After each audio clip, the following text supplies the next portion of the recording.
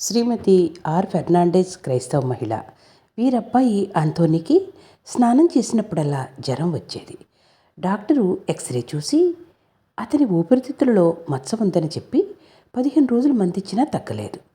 అప్పుడు ఆమె ఆర్తితో మేరీమాతను ప్రార్థించగా ఆమెకు డాక్టర్ చౌదరి అనే హోమియో వైద్యులు గుర్తుకొచ్చి అబ్బాయిని ఆయనకు చూపించారు.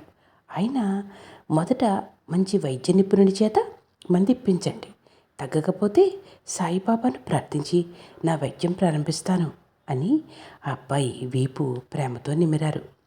తర్వాత అబ్బాయిని వైద్య నిపుణుని వద్దకు పంపి ఆమె బాబాను స్మరిస్తున్నది.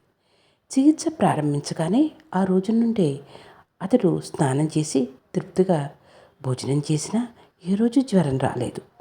తన కుమారుని కాపాడింది ఎవరా అని ఆమె ఆలోచిస్తుండగా తలుపు తప్పిన చప్పుడైంది.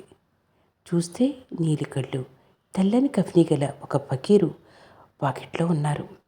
ఆయన ఒక చొక్కా అడిగారు. ఇంట్లోని చొక్కాలు ఆయనకు పెద్ద అవుతాయి, వాటిని సరిచేయించిస్తానని చెప్పి దక్షిణ తెచ్చేసరికి ఆయన లేరు. తర్వాత వారి అబ్బాయిని చూసిన స్పెషలిస్టు ఇక ఇతనికి మందు అక్కర్లేదని చెప్పారు. ఈ లీల గురించి చెప్తే డాక్టర్ చౌదరి, నమ్మిన వారికి బాబా ఎన్నో దివ్యమైన అనుభవాలను ఇస్తారు, డాక్టర్ చౌదరి గారు చెప్పారు. ఆ రోజు నుంచి శ్రీమతి ఫెర్నాండెజ్ గారి జీవితంలో ఎన్నో సమస్యలు సాయి పరిష్కరిస్తున్నారు. తర్వాత ఆమె షిరిడీని దర్శించి సాయిని దర్శించారు.